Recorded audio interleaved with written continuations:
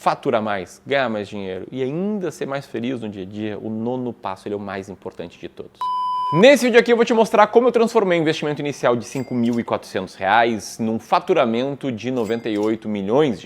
Eu vou te contar a história do Clube do Valor e como a gente saiu do zero para esse faturamento acumulado nos últimos 8 anos, compartilhando vários erros que eu cometi ao longo dessa jornada, também alguns acertos, e qual o processo que eu seguiria se eu quisesse montar agora uma empresa do zero, se eu quisesse crescer uma empresa até esse patamar, e é o processo meio que está na minha cabeça aqui para seguir crescendo o Clube do Valor. E enfim, eu fazer isso tentando olhar para trás, olhar para as decisões que eu tomei e trazer isso em 9 diferentes passos que eu acredito que façam sentido qualquer empreendedor seguir se quiser crescer a sua empresa, e são os passos meio que a gente segue aqui para seguir crescendo o clube. Sendo que o primeiro passo, o passo número 1, é você ter a clareza sobre onde você quer chegar. Eu quero começar aqui com a base de tudo, tá? Porque se a gente está perto de bater aí um faturamento total acumulado de 100 milhões de reais, um ponto importante, tá? Isso aqui é faturamento, não é patrimônio líquido, não é dividendo distribuído, faturamento é bem diferente de lucro líquido. Infelizmente, eu adoraria ter acumulado 100 milhões de lucro. Mas o fato é que se a gente chegou até aqui é porque tudo começou com uma simples coisa, que é o desejo.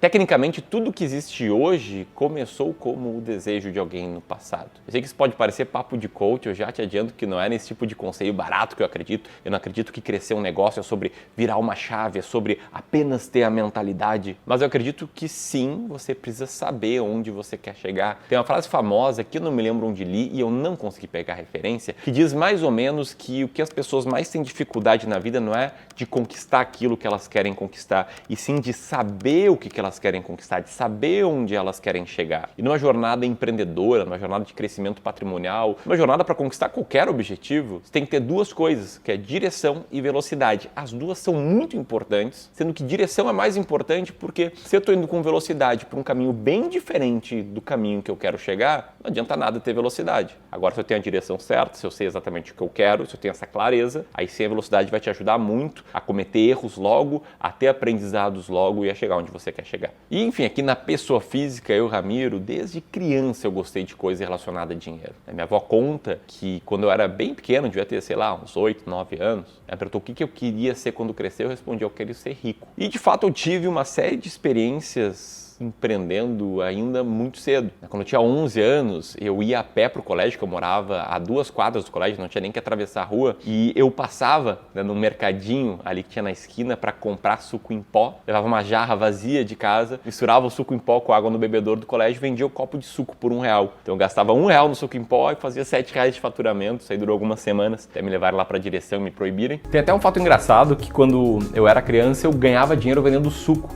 na escola.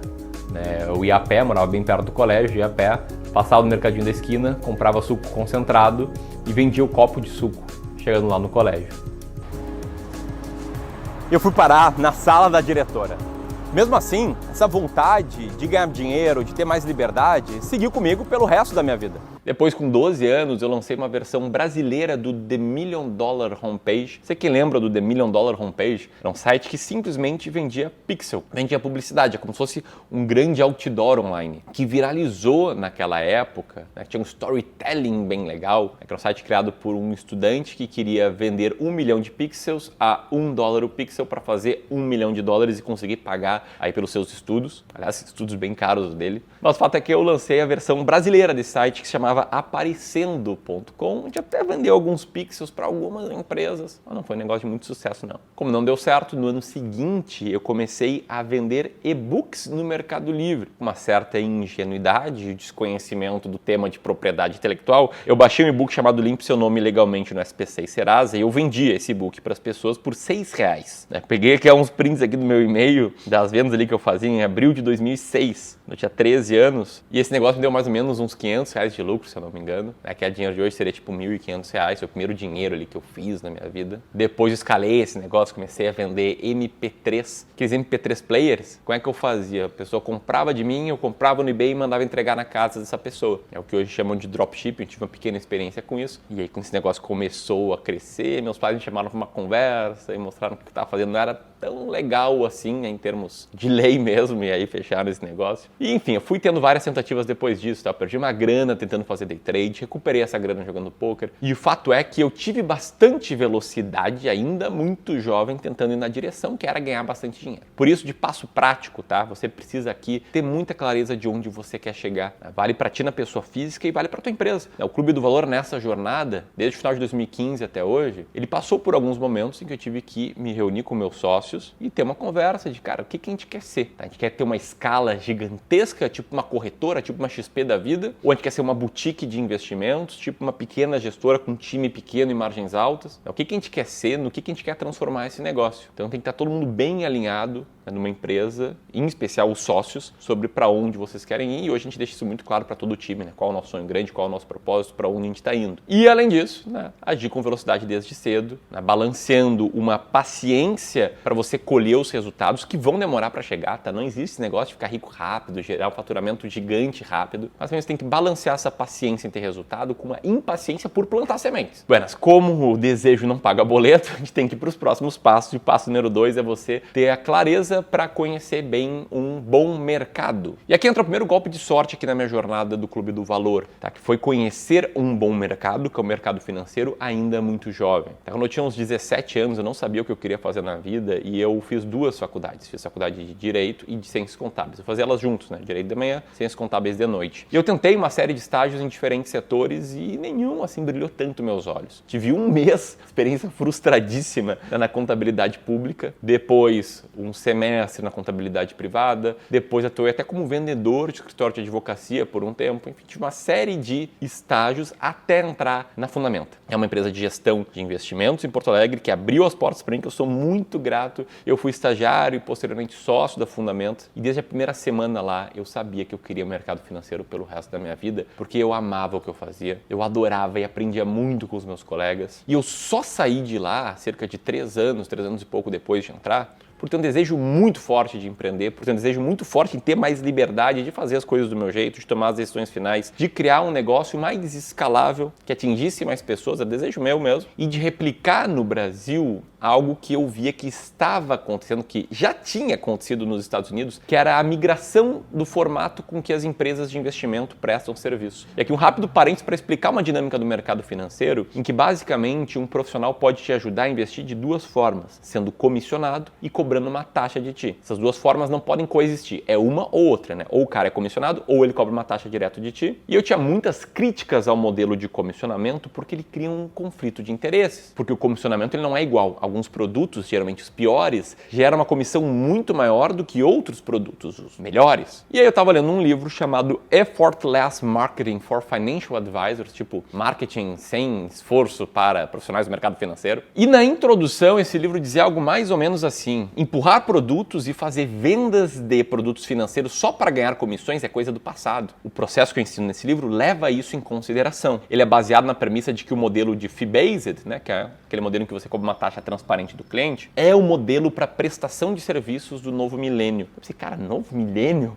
E fui ver a data de publicação do livro, era um livro de 1999. Então, quando eu estava lendo esse livro em 2015, eu pensei, poxa, esses caras vivem já há quase 2 décadas nos Estados Unidos e esse movimento vai chegar no Brasil. E tive essa sorte de pegar bem esse timing e escolher um bom mercado. Tá? Um bom mercado, ele basicamente tem que ser do tamanho da sua ambição. Por isso, o passo número 1 é você saber onde você quer chegar. Se você quiser ter o desejo de impactar milhões de pessoas e gerar dezenas de milhões de faturamento, não pode ser um mercado muito pequeno, né? Senão você não vai conseguir chegar lá. Ele tem que ter potencial de crescer, porque não adianta ter as melhores pessoas, ser um cara muito bom de vendas, muito bom de marketing, com muitas habilidades, e estar no mercado em declínio, como o mercado de jornais, por exemplo, e que você ou algum sócio tenha um conhecimento prévio para conhecer muito bem quem é o seu potencial cliente, o que esse cara tem de dor, etc. E o mercado com essas 3 coisas, ele vai ter uma boa demanda e um potencial de receita recorrente, reocorrente ou de uma base que se renova. Receita recorrente é aquela que você tem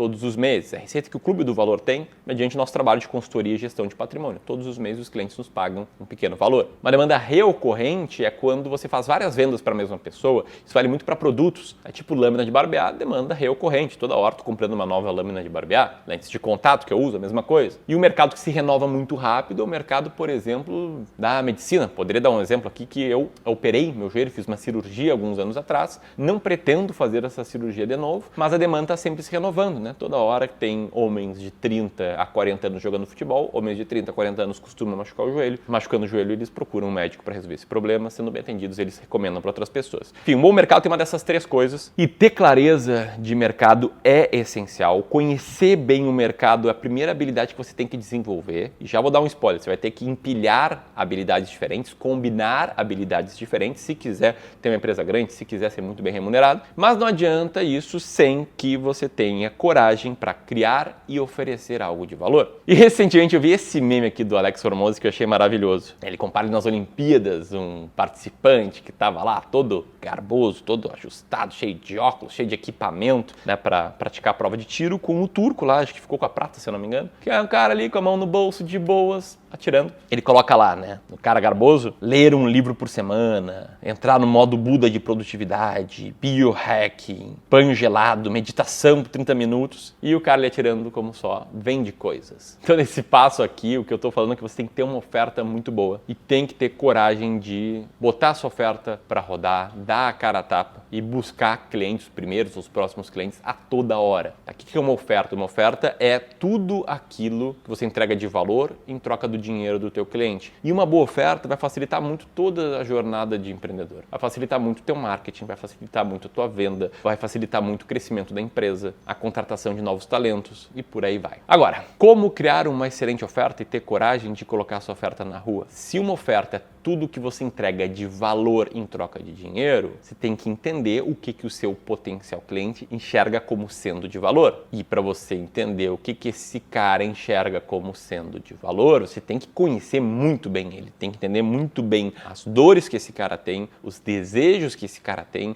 e as dúvidas comuns sobre o seu serviço, sobre o seu produto, sobre o seu mercado. Esse é o terceiro passo e você pode pensar, beleza, Ramiro, entendi, né? Desejo, é um mercado bom, prestar um serviço bom. É isso? E a resposta é que não, tá? Isso aqui é somente a base. Isso é o mínimo esperado. Porque isso sem os próximos passos não significa nada, um monte de empresa morre aqui. Né? Cria um serviço legal, só que ninguém conhece esse serviço, ninguém fica sabendo dele. Por isso, a quarta etapa, o quarto passo é você alavancar a sua mensagem. Em outras palavras, é fazer um marketing bem feito. E é insistir em fazer um marketing bem feito até que você consiga chegar em um número decente de potenciais compradores. É decente no sentido de estar alinhado, né, com a tua meta, com os seus desejos, com os seus objetivos. Vamos quebrar aqui, tá? O que é alavancagem? Alavancagem é você, com o mesmo esforço, gerar um resultado melhor. Um exemplo, gravar um vídeo é uma forma de alavancagem. Eu poderia estar falando essas mesmas coisas para algum amigo meu, num barzinho, mas eu estou falando isso aqui para o meu telefone celular em casa. E mesmo no canal novo, pelo menos umas 100 pessoas vão assistir esse vídeo. E o maior ponto de alavancagem de um negócio, ele é o marketing. Por isso o marketing ele tem que ser tratado como prioridade máxima.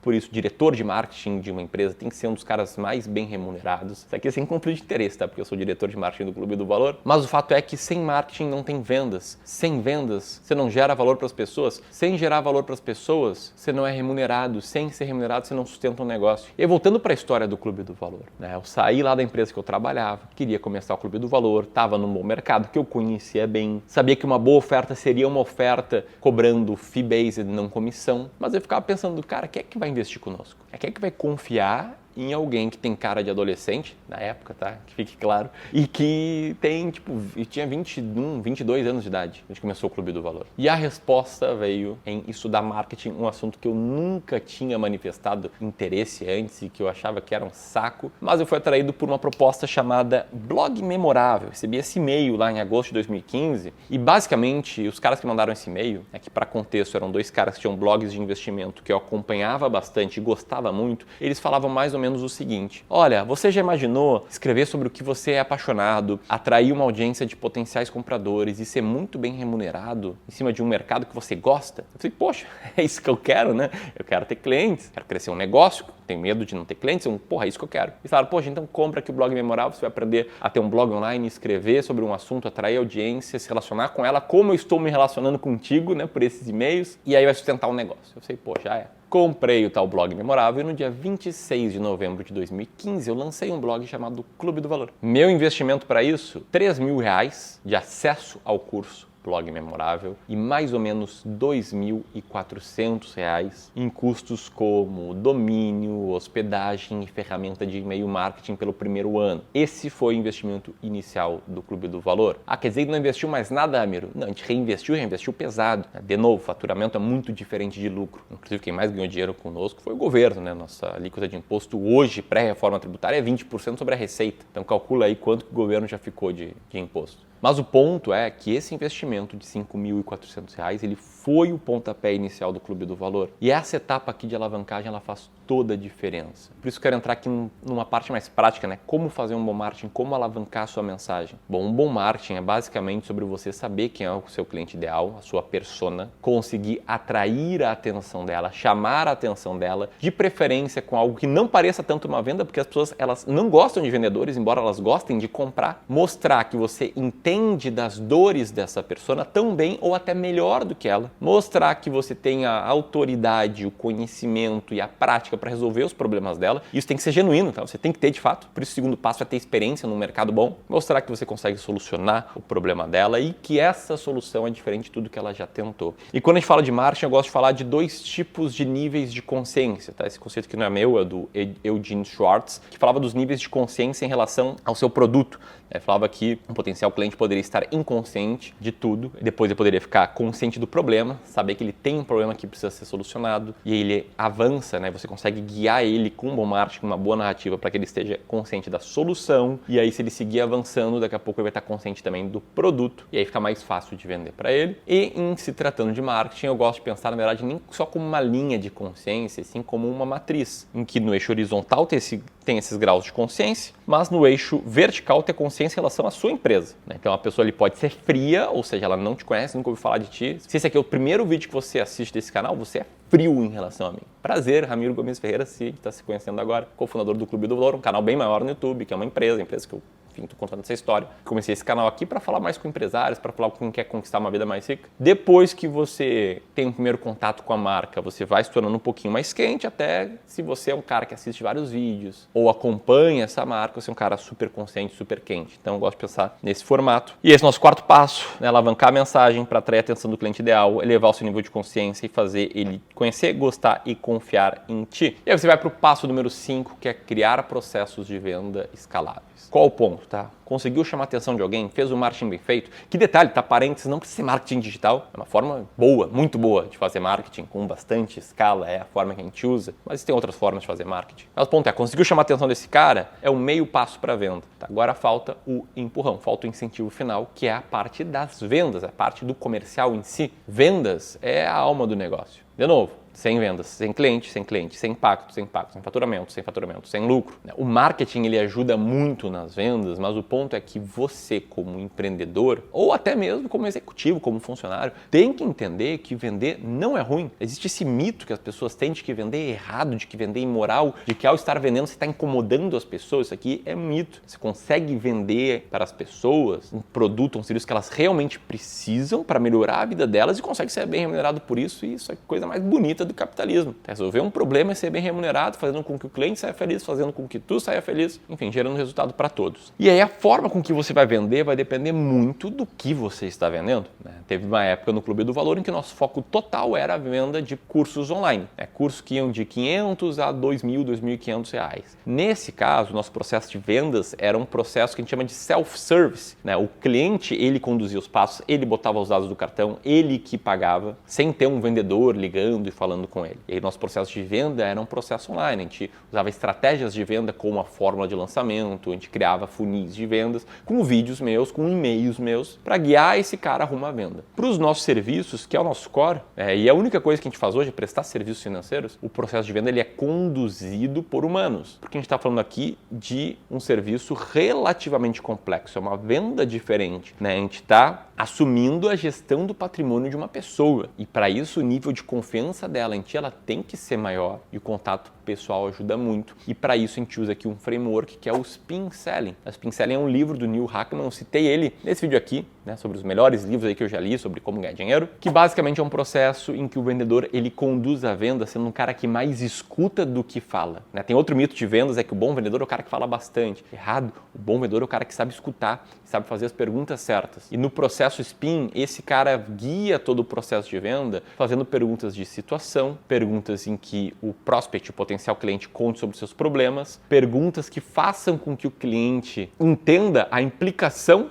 que ele vai ter na vida dele se ele não resolver esses problemas e perguntas que guiem esse cara para que ele perceba que ele tem a necessidade de solucionar esse problema urgentemente. Posso fazer um vídeo inteiro aqui sobre vendas, se for do seu interesse, deixe teu comentário aqui e se eu postar no futuro eu volto aqui e coloco esse vídeo no card, mas o ponto é que você tem que ter processos de vendas escaláveis, né, usando o método Spin e também tendo processos bons para agendar reuniões para conseguir ali meia hora, uma hora na agenda do teu prospect, do teu potencial cliente. E aqui no Clube do Valor, a primeira vez que a gente rodou o processo de vendas, a gente passou 50 pessoas pelo funil. Isso era início de 2016. Dessas 50 pessoas, 2 fecharam negócio conosco, uma taxa de conversão de 4%.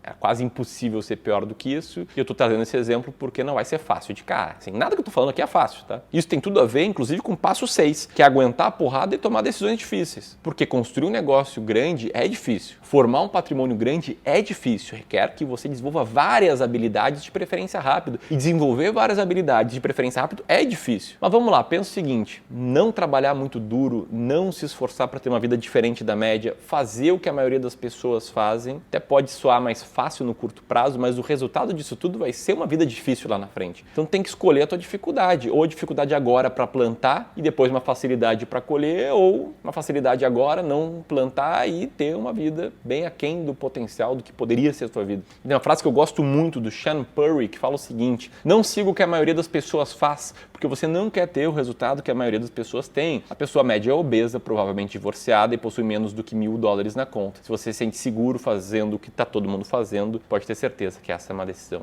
terrível. E aqui entra a importância de você aguentar a porrada, aguentar o fracasso, você vai fracassar várias e várias vezes, e saber tomar decisões difíceis. A gente aqui tomou muita porrada. Só para te trazer um exemplo, tá? Eu sabia que para ter clientes eu precisava ter mais pessoas sabendo que eu ajudava elas com investimento. Sabia que uma forma de fazer isso era escrevendo online, era ter um blog, e que uma forma ainda melhor era gravando vídeos de investimentos. E cara, eu sou um cara introvertido, eu não sou mega carismático. Passar a me expor na internet não foi nada fácil. Ter que aprender a lidar diariamente com críticas, com julgamentos de outras pessoas, não foi algo simples. Ouvir os amigos falando, e aí, virou youtuber? Ouvir outros profissionais da tua área, né, que se sentem meio que ameaçados, talvez pela nova geração, que vem mais conectada, dando um pau em ti, essas coisas não são fáceis. Mas foi a coragem que me fez dar a cara a tapa, que me fez tomar decisões difíceis. E aliás, decisões difíceis é algo que você vai ter que tomar pelo resto da tua vida, tanto na vida pessoal quanto na vida profissional. O que é uma decisão difícil? É não empurrar o problema para debaixo do tapete. É se ter algum problema, chamar a pessoa e resolver esse problema. É colocar os teus valores acima de qualquer decisão. Como, por exemplo, lá atrás, quando o Clube do Valor patinava, quando o faturamento acumulado era pouco mais de R$1 milhão, a gente recebeu uma proposta de uma corretora para nos patrocinar, que era uma coisa comum na época,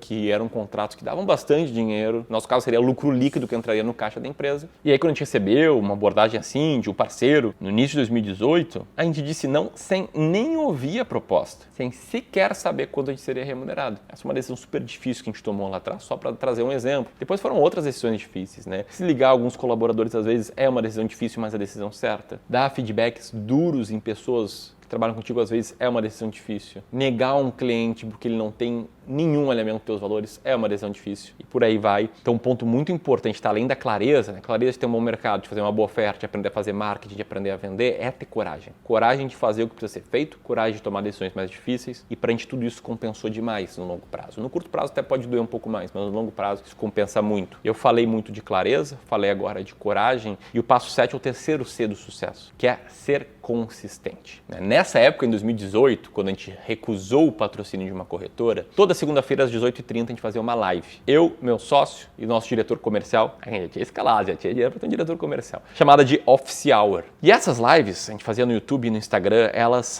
raramente passavam de 20 pessoas. O nosso pico acho que foram 30 pessoas online. E a gente seguiu aquela consistência de fazer eventualmente lives, de fazer eventualmente mais conteúdos. E em 2021, pela primeira vez, a gente bateu mais de 10 mil pessoas online numa live nossa. Depois, acho que no ano seguinte, bateu 15 mil pessoas numa live especificamente. Mas eu fiz um vídeo comparando a esses dois momentos, que acho que é a melhor forma de demonstrar a importância da consistência na tua vida. Dá só uma olhada nesse vídeo. 14 pessoas ao vivo, 15 pessoas ao vivo pelo YouTube, deve ter mais algumas dezenas pelo Instagram. E sejam muito bem-vindos aí ao que a gente chama de Office Hour. Em massa, que a gente bateu 10 mil pessoas aqui com clareza, a gente pode chegar mais. E a consistência nos fez colher bons resultados sob o efeito composto, né? As coisas boas na vida, elas acontecem depois de muito trabalho, de muito esforço, de muita consistência. E, aliás, a consistência, ela é muito mais importante do que o talento. Por quê? Porque o talento requer dons naturais, dons que as pessoas, na média, não têm. Eu não tenho, por exemplo, nenhum dom natural. Eu aprendo devagar, eu não sou extremamente carismático, não sou mais inteligente do que a média, não lido melhor com as pessoas do que a média, mas a consistência me ajudou a desenvolver todos esses pontos. E eu digo que ela é mais importante do que o talento, porque qualquer pessoa consegue ser consistente e nem qualquer pessoa consegue nascer com talento natural. Mas o ponto é que consistência é isso, né? É saber que a gente media o nosso patrimônio sob gestão semana a semana, medindo o nosso funil comercial, quantos relatórios a gente apresentava, quantos aportes nossos clientes faziam. E a gente seguiu assim, medindo semana por semana, até em junho de 2023, quando a gente bateu 1 bilhão de patrimônio sob gestão e aconselhamento. E no mês seguinte, dessa marca de 1 bilhão, a gente cresceu mais 100 milhões. Então a gente demorou de 2015 a 2019 para bater os primeiros 100 milhões e de junho a julho de 23 para passar da marca de 1 bi para 1 bilhão e 100 milhões. E hoje a gente cresce mais de 100 milhões de patrimônio por mês, consistentemente. A gente já está com 2,5 bi de patrimônio sob gestão, porque a gente foi consistente no que a gente fazia. E tem uma frase do Bill Gates que eu gosto muito, que fala que as pessoas superestimam o que podem fazer em um ano e subestimam o que podem fazer em 10. E para mim, na vida, não ganha quem é mais talentoso, sim quem é mais consistente. E se você é talentoso, melhor ainda. Coloca consistência nisso, que você vai ser melhor que a maioria em qualquer coisa que você se propor a fazer. Mas vamos ao passo 8, tá? O passo 8, ele é sobre você entregar valor antes e alinhar os incentivos entre todas as pessoas que fizerem parte da sua operação, né? Tanto colegas, quanto sócios, quanto clientes. Gerar valor é sobre resolver problemas. Resolver problemas é entender os problemas do seu potencial cliente, entender as dores e os desejos dele, mas eu me refiro aqui a gerar valor também para quem trabalha contigo. A entender as dores e os desejos também dos teus colegas de trabalho, dos teus sócios, de todas as pessoas que você convive no seu negócio. É um framework que a gente usa aqui tanto para vender quanto para gerir pessoas. Entender bem o que motiva elas, dores e desejos, conseguir gerar valor antes de fazer a venda, antes de fazer o nosso pedido,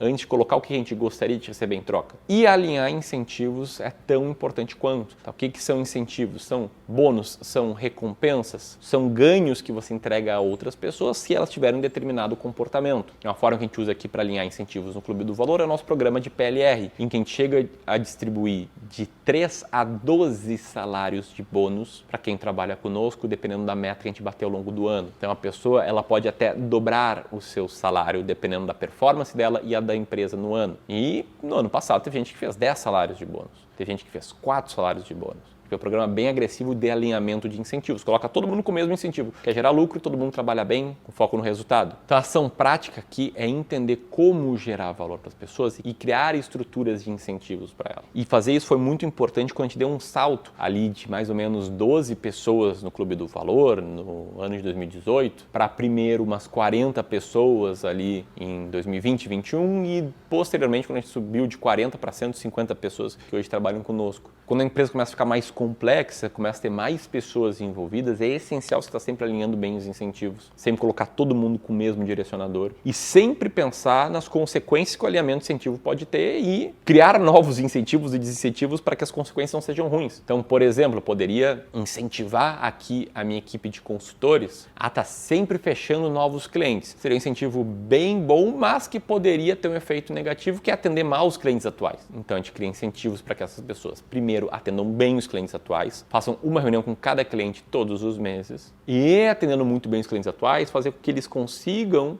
e possam nos recomendar para outros clientes, para que assim, além de atender muito bem eles, a gente consiga crescer a nossa base de clientes. Enfim, o fato é que esses 8 primeiros passos foram os passos que fizeram o Clube do Valor sair do zero para um faturamento ali de mais ou menos 7 milhões anualmente, que foi a marca que a gente bateu em 2019 e depois repetiu em 2020. Muito bom, já dá para ter uma empresa boa, lucrativa, é legal. Só que se você quiser crescer ainda mais, faturar mais, ganhar mais dinheiro e ainda ser mais feliz no dia a dia, o 9º passo ele é o mais importante de todos, que é o passo de fazer tudo isso preservando uma cultura forte e colocando a cultura da empresa acima de qualquer coisa. Se eu tivesse que escolher um único fator para o crescimento do Clube do Valor, para a gente estar batendo aí quase 30 milhões de faturamento ano no momento atual, eu escolheria o fator cultura. Tenho certeza que entre 2 cenários, sendo o cenário A, uma empresa com cultura ruim e estratégia boa, e cenário B, uma empresa com cultura muito boa e estratégia ruim, a empresa do cenário B tem mais sucesso no longo prazo. Porque se a cultura é boa, eles vão perceber que a estratégia é ruim e vão chegar numa estratégia boa em algum momento. E aqui, se a cultura é ruim, mesmo que a estratégia seja boa, vai ter muito problema aqui no meio do caminho. E aí, para tornar isso mais específico, o que é cultura? Tá? Cultura, para mim, é tudo aquilo que se incentiva e se tolera dentro do ambiente de trabalho. Tudo que é incentivado e tudo até onde é tolerado faz parte da cultura. E cultura não é só sobre definir missão, visão e valores. É que no nosso caso, né, não é só sobre definir o propósito e o nosso sonho grande e ainda os principais valores. Não, é sobre criar um ambiente bom, um ambiente leve, um ambiente em que as pessoas são felizes trabalhando, mas têm um propósito muito claro e trabalham muito duro, de forma muito inteligente para bater esse propósito. Que as pessoas se ajudem, em que não tenha politicagem, em que tu possa ser muito transparente, ser muito franco com as pessoas, com educação e alinhar o interesse de todos. Enfim, né? Tirando as horas aí de sono, a gente tende a passar mais tempo no escritório do que em qualquer outro lugar ao longo da nossa vida. Então, criar um ambiente bom, saudável, de parceria é essencial para que você seja feliz no trabalho, e ser feliz é essencial para que você trabalhe bem em alta performance, gerando muitos resultados. Por isso, não importa onde você esteja, lute para formar uma cultura boa, uma cultura forte no teu ambiente de trabalho. E como é que você faz isso na prática? Tendo muita clareza de tudo aquilo que você incentiva, que você tolera, comunicando isso para as outras pessoas, seja verbalmente, seja através de ações, e prezando por um ambiente leve de trabalho duro. Se você gostou da história do Clube do Valor, tem uma empresa que cresceu também e já acumulou um patrimônio milionário, que pode te ajudar a investir esse patrimônio. Vou deixar aqui um link no primeiro botão na descrição para você agendar uma ação gratuita de consultoria de investimento, se for do teu interesse. Se você quiser seguir aqui no YouTube comigo, vou deixar aqui um monte de vídeo, tá, complementares a esse, para você seguir aqui nesse canal, que eu te incentivo também a seguir, deixar o like, fazer tudo aquilo. Beleza? Grande abraço e até mais.